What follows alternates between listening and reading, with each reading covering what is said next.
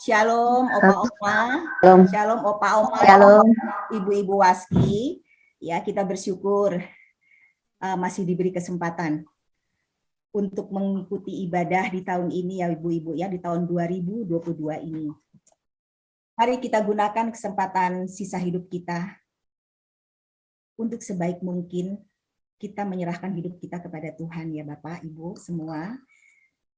Karena kita tidak tahu apakah tahun depan kita masih bisa berkumpul seperti ini.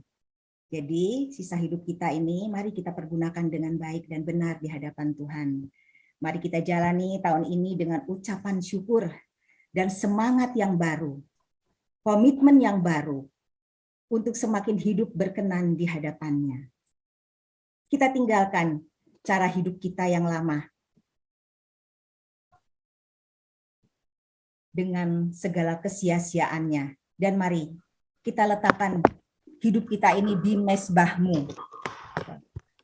Kita letakkan hidup kita ini di mezbah Tuhan, sehingga Tuhan mudah membentuk kita, dan kita bersedia untuk terus dibentuk oleh Tuhan, supaya sungguh-sungguh hidup kita berkenan di hadapan Tuhan.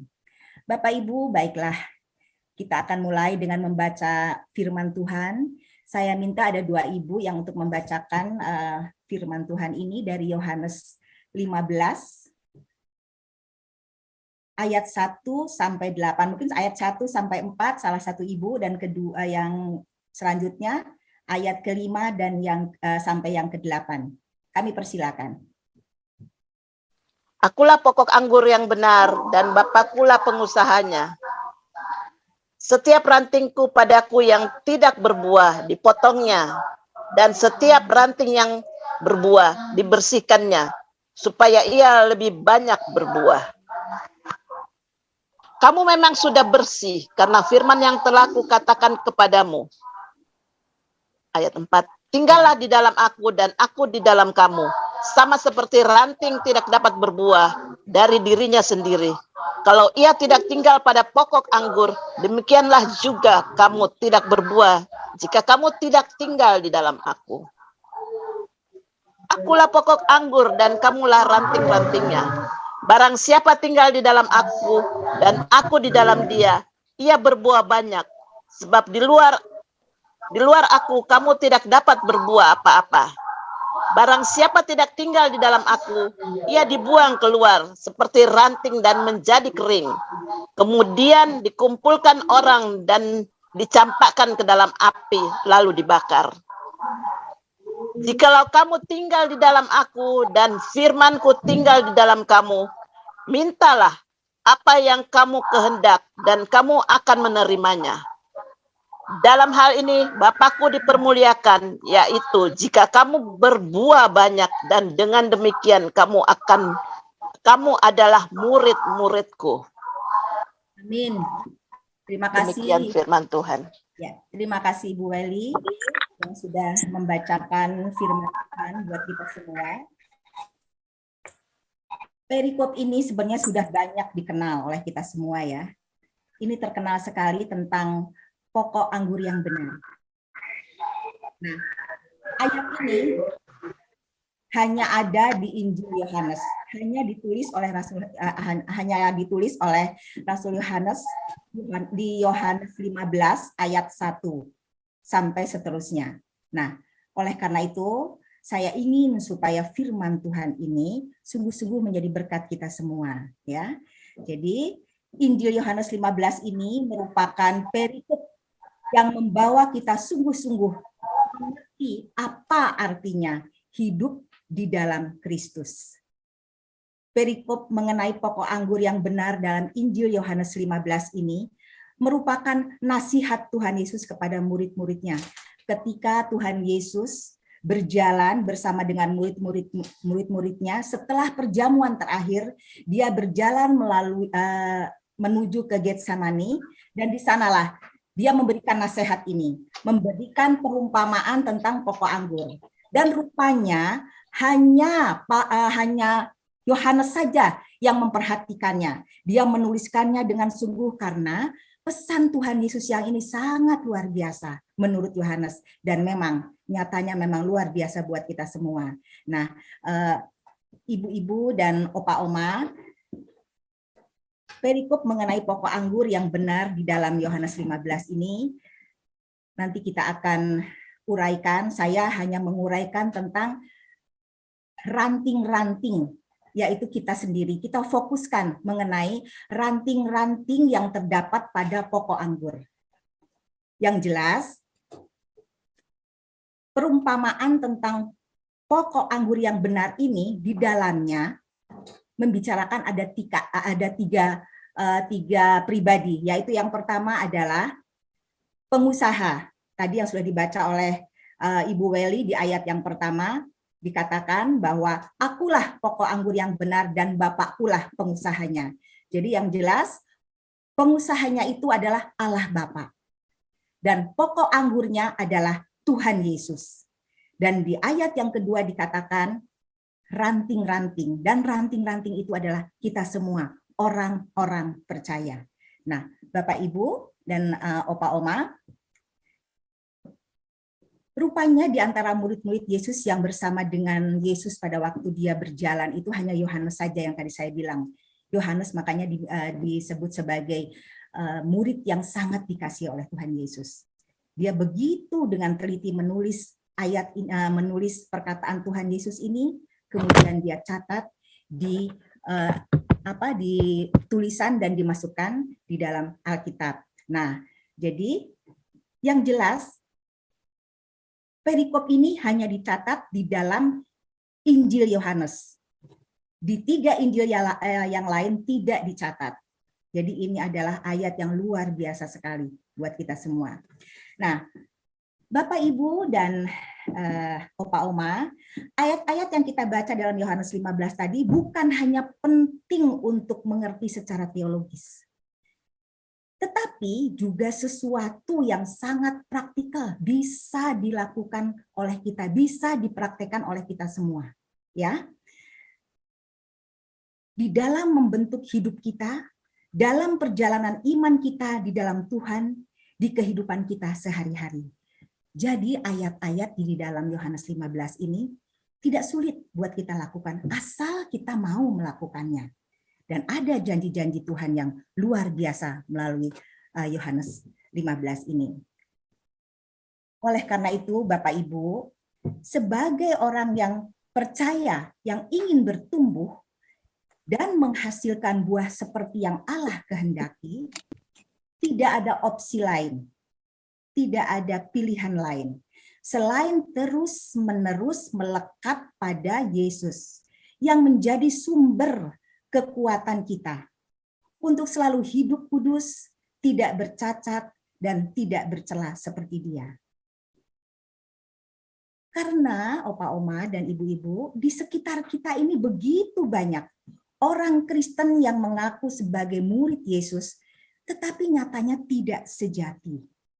Ini yang kita harus waspadai. Inilah yang kelak akan dipotong, dibuang keluar seperti ranting dan menjadi kering. Kemudian dikumpulkan orang dan dicampakkan ke dalam api, lalu dibakar. Seperti yang tadi kita baca di dalam ayat-ayat yang kita baca tadi. Hal inilah yang seharusnya membuat hidup kita menjadi gentar. Dunia sudah semakin rusak dan kita harus paham akan hal ini. Nah, Opa, Oma, dan Ibu-ibu, ketika kita memutuskan untuk percaya kepada Tuhan Yesus, ketika awal kita memutuskan saya percaya kepada Tuhan Yesus, apalagi memutuskan untuk menjadi murid yang melayani, ingat, seharusnya kita mengerti bahwa kita adalah ranting yang harus melekat kuat kepada pokok anggur, yaitu Tuhan Yesus. Karena kalau kita tidak sungguh-sungguh melekat pada pokok pohon dan hanya sekedar menempel di dalam KBBI, Kamus Besar Bahasa Indonesia, hanya sekedar menempel itu menumpang. Kalau hanya sekedar menumpang, ya mungkin hanya ikut-ikutan atau segala macam deh kita percaya kepada Tuhan Yesus, maka hidup kita sebagai orang percaya pasti bermasalah. Nah, Bapak Ibu, di dalam pembacaan perikop tadi, kita sudah melihat yang tadi saya bilang, bahwa ada 3 pribadi, ada Allah Bapa, ada Tuhan Yesus, dan ada kita, orang-orang percaya, yang digambarkan sebagai pengusaha, pokok anggur, dan ranting-ranting pohon. Kita adalah ranting-ranting pohon. Dalam ayat pertama, Rasul Yohanes menuliskan perkataan Yesus yang sangat luar biasa. Tuhan Yesus berkata seperti ini, "Akulah pokok anggur yang benar, dan Bapakkulah pengusahanya." Tadi saya sudah bilang bahwa pengusahanya, pengusaha kebun itu adalah Bapa Allah Bapa di surga. Pokok anggur adalah Tuhan Yesus. Nah, mengapa sih kok Yesus sampai berkata, dialah pokok anggur yang benar? Sebenarnya ada latar belakang. Jadi dulu di perjanjian lama pada awalnya, yang digambarkan sebagai pokok anggur adalah umat Israel. Nah, umat Israel mereka dibawa oleh pengusaha dari tempat yang tidak subur, yaitu Mesir, dibawa ke tempat yang subur, tempat yang sudah disediakan oleh pengusaha, dan ditanamlah pohon itu dan berbuah lebat menjadi bertumbuh dengan subur di sana. Itu gambarannya. Kemudian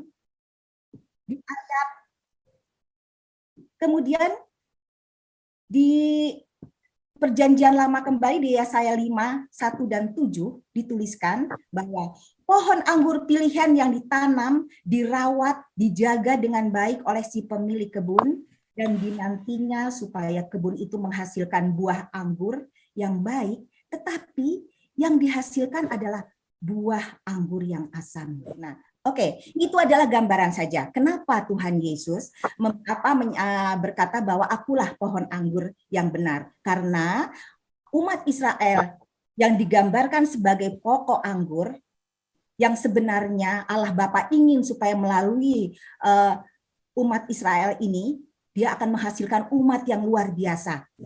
Dikatakan di dalam Mazmur 80 tadi, maka berakarlah pohon dalam-dalam dan memenuhi kebun itu.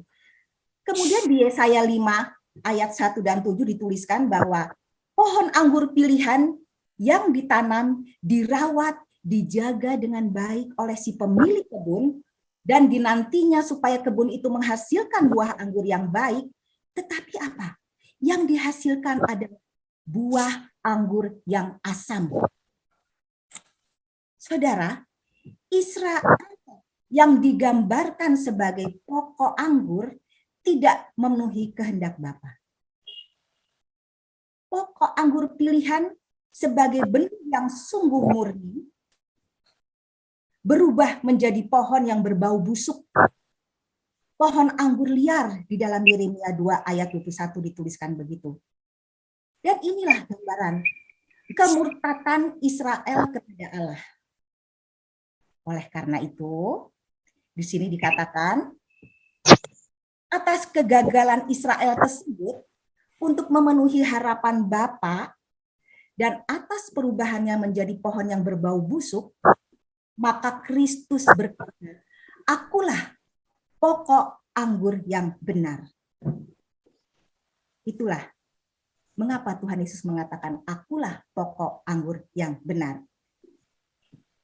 Jadi saudara, itulah sedikit latar belakang supaya saudara semua paham tentang perumpamaan pokok anggur yang benar ini. Selanjutnya dalam perikop kita yang tadi kita baca, di ayat yang sama juga Yesus berkata tentang Allah Bapa.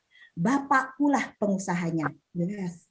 Bapak yang mengusahakan, Bapak yang membawa dari tempat yang tidak subur ke tempat yang subur. Bapak yang membawa kita dari lumpur dosa supaya kita menjadi tidak berdosa. Tetapi kenyataannya banyak yang gagal. Nah, Bapak Ibu, sebenarnya Allah Bapa sangat memelihara, sangat mengasihi kita semua, ya.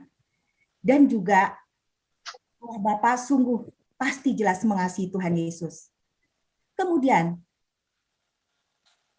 Sebagai pengusaha dari pokok anggur, Bapa di surga menanam, memelihara kebun anggur itu, mengontrol semuanya, supaya kebun anggur tersebut berjalan sesuai dengan rencana Bapa. Ini menggambarkan bahwa begitu luar biasanya kasih Allah Bapa kepada kita semua. Bapak Ibu, di ayat yang kedua, Tuhan Yesus berbicara tentang ranting-ranting.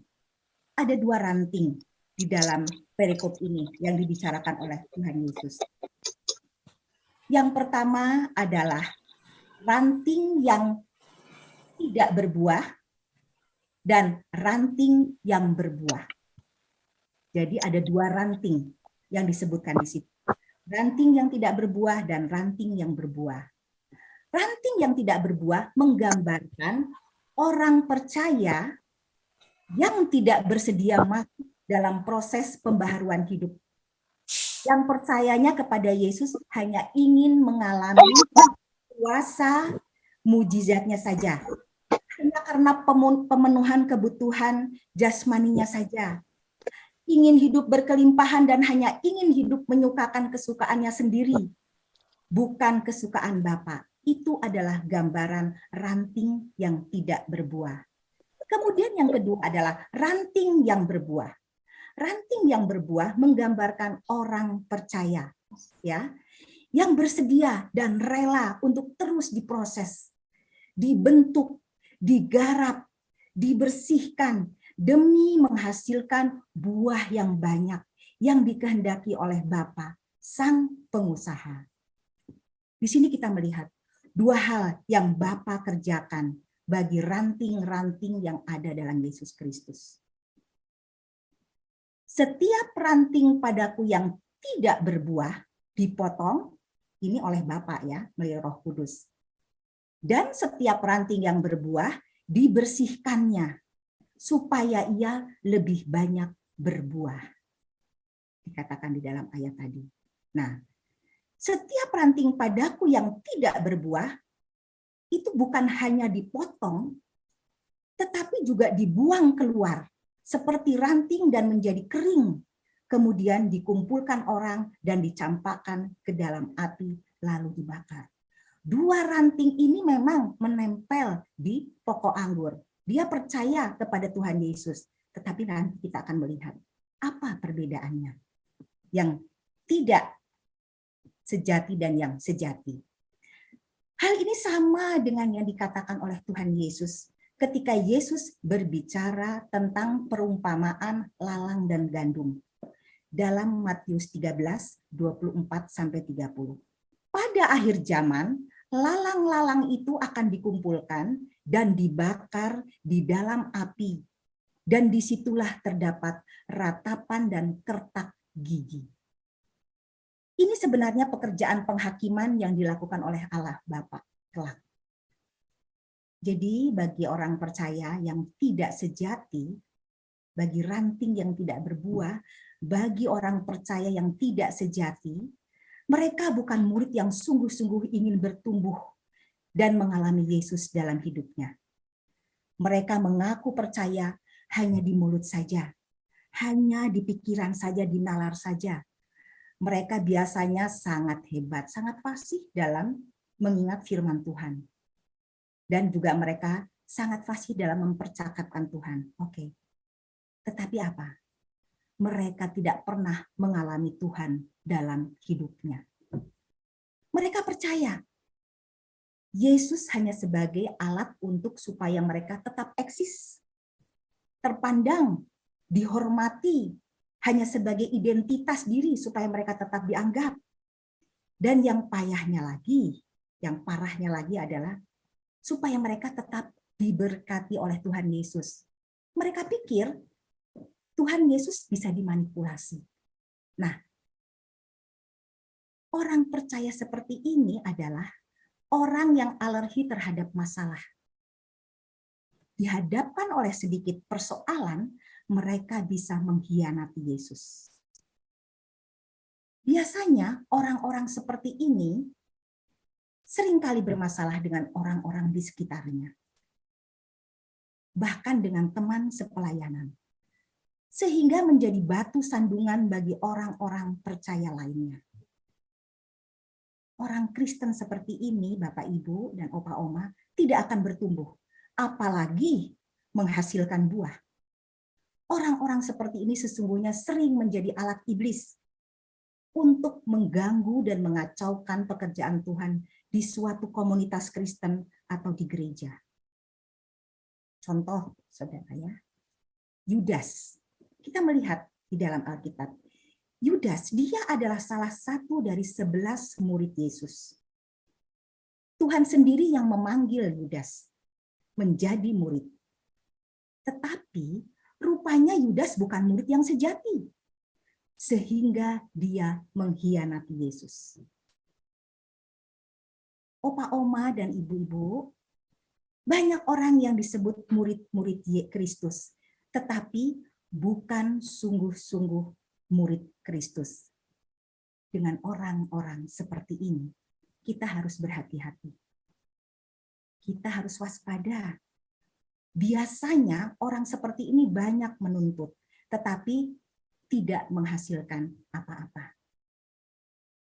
Dalam Matius 3 ayat 10 dikatakan, untuk ranting-ranting yang tidak berbuah ini, mereka akan dipotong, dikumpulkan, dibuang, lalu dipisahkan dari hubungan yang vital dengan Kristus. Dikatakan dalam Matius 3 ayat 10, kapak sudah tersedia pada akar. Ya, dibacakan Bu Herina. Di ayat 3, Matius 3 ayat 10. Matius 3 ayat 10, kapak sudah tersedia pada akar pohon, dan setiap pohon yang tidak menghasilkan buah yang baik pasti ditebang dan dibuang ke dalam api. Demikian firman Tuhan. Nah, itulah yang dikatakan oleh Tuhan Yesus. Jadi mereka dipisahkan dari hubungan yang vital dengan Kristus. Itulah orang-orang percaya yang tidak menghasilkan buah. Ini adalah gambaran bagi orang percaya yang jelas-jelas dia tidak masuk dalam proses pertumbuhan rohani. Nah, berbeda dengan orang percaya yang sejati. Orang percaya yang menghasilkan buah. Yang hidupnya bersedia dan rela dibentuk. Rela dibersihkan. Dan mengerti akan pemeliharaan Tuhan yang sempurna. Apapun yang terjadi dalam hidupnya, dia percaya bahwa melalui semua itu, Tuhan sedang mempersiapkan dirinya untuk dimuliakan bersama dengan Tuhan Yesus. Sebab mereka paham betul hidup di dalam Yesus. Itu adalah orang percaya sejati. Sehingga selalu rela untuk dibersihkan, dipangkas oleh Allah Bapa, supaya lebih banyak berbuah. Karena setiap ranting yang sudah berbuah memang perlu untuk terus-menerus dibersihkan. Opa, Oma, dan ibu-ibu, di sini kita melihat bahwa cara yang baik untuk mendapatkan banyak buah ialah memotong ranting-ranting yang tidak berbuah dan membersihkan ranting-ranting itu dan membersihkan ranting-ranting yang berbuah. Jadi kalau ibu-ibu nih ya, ibu-ibu biasanya punya tanaman di rumah. Saya juga punya tanaman di rumah, ada pohon rambutan, ada pohon belimbing, mangga, walaupun mangga belum berbuah ya. Nah, itu nanti saya juga akan potong kayaknya, tidak pernah berbuah dia. Tetapi rambutan saya itu berbuah terus. Tapi memang ada ranting-ranting yang tidak berbuah. Nah, apa yang dilakukan oleh saya? Saya membersihkan pohon rambutan saya, ranting-ranting yang tidak berbuah saya potong, saya buang. Kemudian saya buang dan dibakar. Tetapi ranting-ranting yang berbuah, ranting rambutan yang sudah berbuah rambutan itu saya bersihkan dari daun-daun yang kering. Begitupun orang percaya, ya. Jadi cara yang baik untuk mendapatkan banyak buah ialah memotong ranting-ranting yang tidak berbuah dan membersihkan ranting-ranting yang berbuah. Istilahnya dalam pertamanan adalah di pruning. Mungkin ada yang tahu ya, pruning. Pruning itu pemangkasan, pembersihan. Kalau kita sedang memelihara pohon. Dan yang jelas, yang membersihkan orang-orang percaya itu adalah Allah Bapa melalui Roh Kudus. Dengan perantaraan Roh Kudus, Bapa melihat di dalam kita hal-hal yang menghalangi kita berbuah. Lalu ia harus memotong hal-hal tersebut. Ingat, dengan perantaraan Roh Kudus, Bapa melihat di dalam hidup kita hal-hal yang menghalangi kita berbuah lebat, lalu Bapa harus memotong hal-hal tersebut. Yang namanya proses pemotongan pasti sakit, ibu-ibu. Tidak ada orang yang dipotong tidak sakit. Mungkin pohon kalau bisa berbicara, dia akan menjerit ketika dipotong. Nah, jadi proses pemotongan ini cukup menyakitkan, tetapi sangat baik dalam mengusahakan untuk menghasilkan buah yang lebat. Seringkali kita tidak setuju dengan peristiwa yang Tuhan izinkan terjadi dalam hidup kita. Itu tidak sesuai dengan yang saya mau. Sering sekali kita begitu. Karena kita merasa itu sangat mengganggu kenyamanan hidup kita. Sangat menyakitkan. Peristiwa itu bentuknya bisa bermacam-macam, Ibu. Bisa sakit penyakit, bisa masalah ekonomi, bisa masalah keuangan, dan lain sebagainya. Masalah keluarga yang diizinkan terjadi dalam hidup kita. Seringkali kita menjerit kepada Tuhan, supaya Tuhan segera mengangkat masalah ini dari kita, dari hidup kita, tanpa kita mengerti. Padahal melalui masalah tersebut, Tuhan sedang membersihkan, sedang mempruning kita, supaya kita menghasilkan buah yang Dia inginkan. Luar biasa kan, ibu-ibu dan opa-oma? Ini semua akibat apa? Kita sering sekali menjerit kepada Tuhan. Akibat dari kurangnya pemahaman firman Tuhan. Kurang berinteraksi atau ngobrol-ngobrol dengan Tuhan dalam doa. Sehingga kita tidak paham akan tujuan dari peristiwa tersebut yang terjadi dalam hidup kita. Tapi saya percaya, semua ibu-ibu dan opa-oma di tempat ini sudah memahami akan hal itu. Kita sudah banyak menerima kebenaran firman Tuhan yang luar biasa dari gembala sidang kita, dari gembala senior kita. Jadi, opa, oma, dan ibu-ibu sekali lagi dikatakan segala sesuatu yang menghalangi kuasa Roh Kudus bekerja di dalam kita harus dipotong agar kita berbuah banyak. Kita harus siap semua. Sakit nggak? Pasti sakit. Tapi percaya, Tuhan tidak pernah memberikan pencobaan kepada kita melebihi kekuatan kita. Di dalam ayat berapa itu Pak Alex? Pasti sangat hafal. 1 Korintus 10 ayat 13. Betul. Betul itu. Jadi kita harus percaya. Jadi ketika kita dihadapkan oleh berbagai masalah atau berbagai peristiwa dalam hidup kita yang kelihatannya menyakiti hati kita, tetapi percayalah, Tuhan sedang mempruning kita. Tuhan sedang membersihkan kita. Seperti kita punya pohon di rumah, dibersihkan. Kan kita ingin supaya pohon kita juga menghasilkan buah yang banyak. Pemazmur berkata dalam Mazmur 119 ayat 67 dan 71. 67 dan 71 dikatakan, sebelum aku tertindas, aku menyimpang. Tetapi sekarang aku berpegang pada janjimu, bahwa aku tertindas itu baik bagiku, supaya aku belajar ketetapan-ketetapanmu. Indah sekali. Kemudian di perjanjian baru kita juga melihat dalam Ibrani 12 ayat 5 dan 6. Ya. Ini berhubungan dengan penggarapan Tuhan ya. kepada anak-anaknya. Dikatakan seperti ini, "Hai anak-anakku, janganlah anggap enteng didikan Tuhan, dan janganlah putus asa apabila engkau diperingatkannya." Karena apa? Karena Tuhan menghajar orang yang dikasihinya, dan ia menyesah orang yang diakuinya sebagai anak. Nah, Bapak Ibu, kemudian diteruskan lagi di Ibrani 12 ayat 10b dan 11. Tetapi dia menghajar kita untuk kebaikan kita, supaya kita beroleh bagian dalam kekudusannya.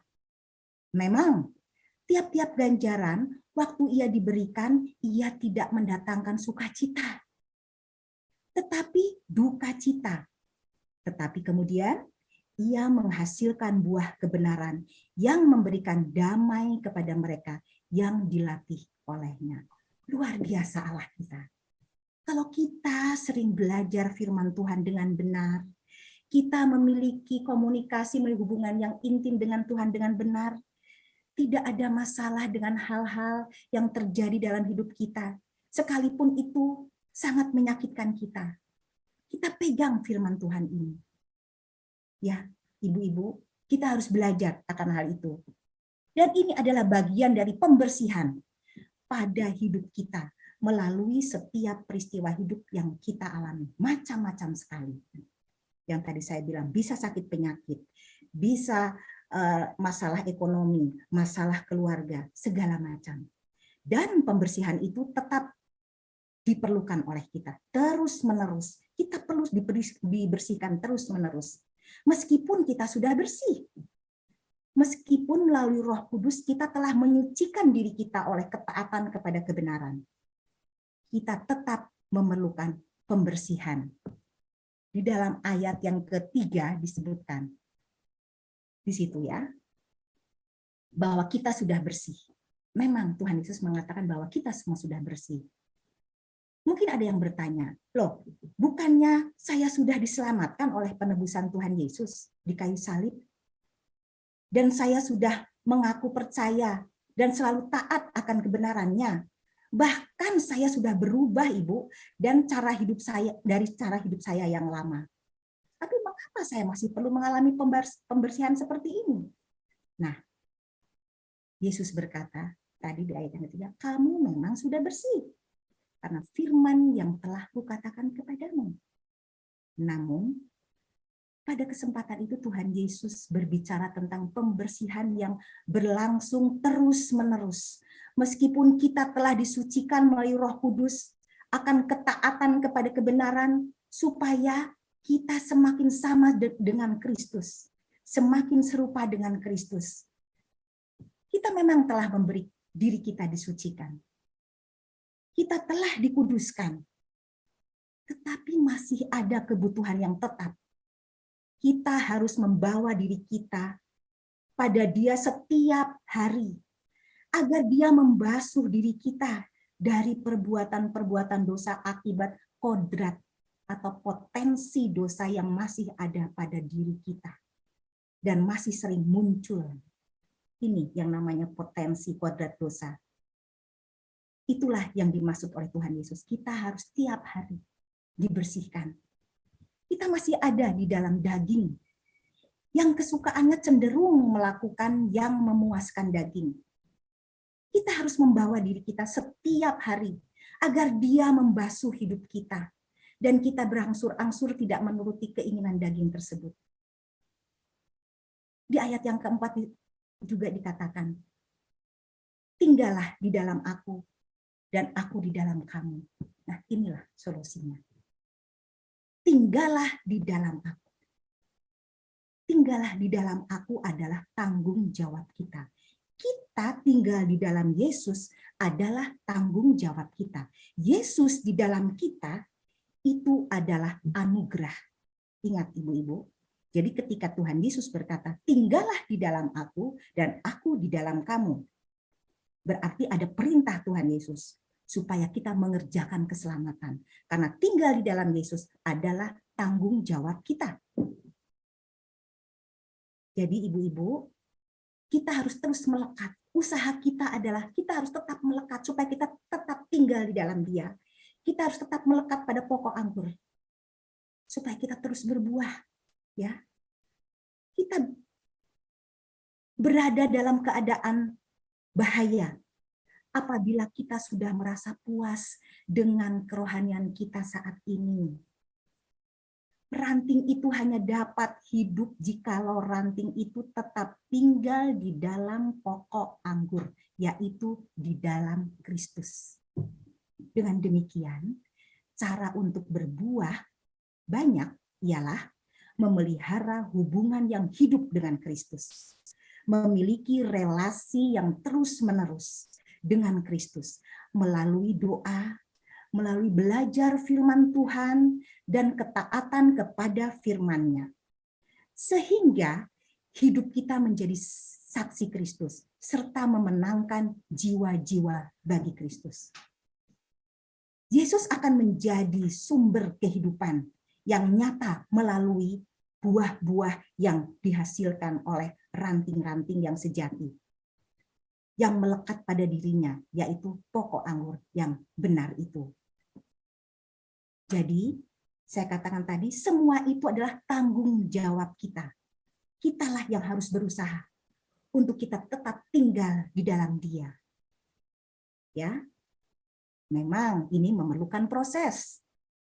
Tetapi saya selalu ingatkan, jangan proses terus tanpa ada progres. Harus ada progres ya, ibu-ibu dan opa-oma. Karena kita alasannya begitu. Bagaimana? Sudah berbuah belum? Sedang proses. Nah, itulah. Prosesnya sampai kapan? Sedang proses katanya gitu. Tapi hati-hati. Kalau kita proses terus, tidak ada progres, berarti kita mandek. Atau kalau saya bilang tidak mandek, mundur. Ya, hati-hati. Nanti kita jadi tidak berbuah. Nah, ya, tadi sedangkan kalau Kristus di dalam kita itu adalah anugerah. Ketika kita percaya kepada Tuhan Yesus, otomatis Dia ada di dalam kehidupan kita. Nah, di ayat yang kelima dan keenam, jadi kita harus memiliki relasi, memiliki persekutuan dengan Tuhan Yesus yang terus-menerus. Dikatakan dalam ayat 5 dan 6 tadi, bahwa kita harus tinggal di dalam Dia, ya. Dan firman-Ku harus tinggal di dalam kamu, kamu di dalam firman-Ku, ya. Memiliki relasi dan memiliki persekutuan dengan Tuhan Yesus yang terus-menerus memberikan jaminan bahwa kita akan menghasilkan buah yang banyak. Itu yang dikatakan Tuhan Yesus. Dan ketika tidak memiliki persekutuan yang terus-menerus dengannya, maka apa? Kita tidak dapat menghasilkan apa-apa. Itu jelas. Kita semua tahu akan hal itu. Dan sering dikatakan, kalau saya tidak tinggal di dalam Yesus, saya tidak dapat berbuat apa-apa. Itu semua oleh karena Dia ada di dalam saya. Oke, tetapi kenyataannya banyak yang prakteknya tidak memahami akan hal ini. Seperti yang dimaksud oleh Tuhan Yesus dalam ayat 5 dan 6 tadi, bahwa buah yang dihasilkan berasal dari Dia. Itu adalah hasil persekutuan yang terus-menerus kita dengan Kristus. Dan buah yang kita hasilkan hanya untuk kemuliaan Bapa. Jadi ingat ibu-ibu, ketika saat ini kita punya talenta atau punya karunia, macam-macam karunia itu, kita jangan tinggi hati. Karena semua itu adalah hasil dari persekutuan kita dengan Tuhan yang terus-menerus. Sehingga kita menghasilkan karunia itu. Ini bagi orang-orang yang percaya. Oleh karena itu, karunia itu harus kita gunakan hanya untuk kemuliaan bagi nama Bapa. Jangan untuk kepentingan sendiri. Jangan untuk gagah-gagah sendiri. Tidak. Tapi semua kita kembalikan hanya untuk kemuliaan Bapa. Pertanyaannya, apakah hidup kita sekarang sudah mengeluarkan buah sebagai persekutuan yang terus-menerus dengan Kristus? Dan buah itu bagi kemuliaan Bapa, yaitu buah yang tinggal tetap. Atau kita melalaikannya? Harus hati-hati dengan karunia yang kita punya, yang Tuhan berikan kepada kita. Jangan dibiarkan, jangan untuk sombong-sombong, tapi gunakan semua hanya untuk kemuliaan Bapa. Bahkan kita gunakan Sering sekali kita semua menggunakan karunia itu untuk menyombongkan diri kita, ya. Nah, ini kita harus berhati-hati ya. Pelayanan kita menjadi sia-sia kalau kita di dalam pelayanan hanya untuk mementingkan diri sendiri, hanya untuk gagah-gagah kita sendiri, pelayanan kita akan menjadi sia-sia. Apalagi sekarang banyak hamba-hamba Tuhan yang mengatakan bahwa dia bisa bernubuat, bisa menyembuhkan orang sakit. Tapi apa yang dikatakan Tuhan Yesus? Aku tidak mengenal engkau. Aku tidak mengenal engkau karena engkau adalah pembuat kejahatan. Engkau tidak melakukan kehendakku. Makanya ada lagu yang bagus sekali begini. Bukannya orang yang berseru Tuhan, Tuhan, yang kan masuk ke dalam kerajaan surga. Bukannya orang yang berseru Tuhan, Tuhan, melainkan yang menurut kehendaknya. Nah, kita diingatkan. Kadang-kadang kalau kita menyanyikan lagu, kita suka tidak meresapi ya, kata-kata dari lagu itu. Sekarang kita mulai. Lagu-lagu dari hamba senior kita sangat bagus-bagus sekali. Dan kita tidak boleh hanya bilang bagus, tapi memang kita harus memahaminya, ya, ayat-ayat lagu itu. Nah, opa, oma, dan ibu-ibu, apakah kita semua ingin berbuah? Pasti kita semua ingin berbuah. Sebagai anak-anak Tuhan, pasti kita semua ingin berbuah. Hanya ada dua pilihan, opa, oma, dan ibu-ibu. Harus berbuah, atau kalau tidak berbuah, dipotong. Cuma dua saja. Jadi yang mana kita mau memilih? Mau berbuah atau tidak berbuah? Namun Tuhan mengatakan seperti ini. Kalau engkau ingin berbuah, aku akan memangkas engkau, membersihkan engkau, mendisiplin engkau, seperti disiplin seorang bapak kepada anak-anaknya yang bisa muncul dalam berbagai hal. Supaya kita menjadi anak yang sah, hulas, bukan notos anak yang tidak sah. Jadi ingat, kalau kita, sekarang saya ingin tanya kepada opa, oma, dan ibu-ibu. Ibu-ibu ingin berbuah apa tidak sih? Coba angkat. Memang mau berbuah, angkat tangan. Pilih yang mana? Ingin berbuah atau tidak? Berbuah. Ingin berbuah. Oke, Ibu Blusi keras sekali. Ingin berbuah.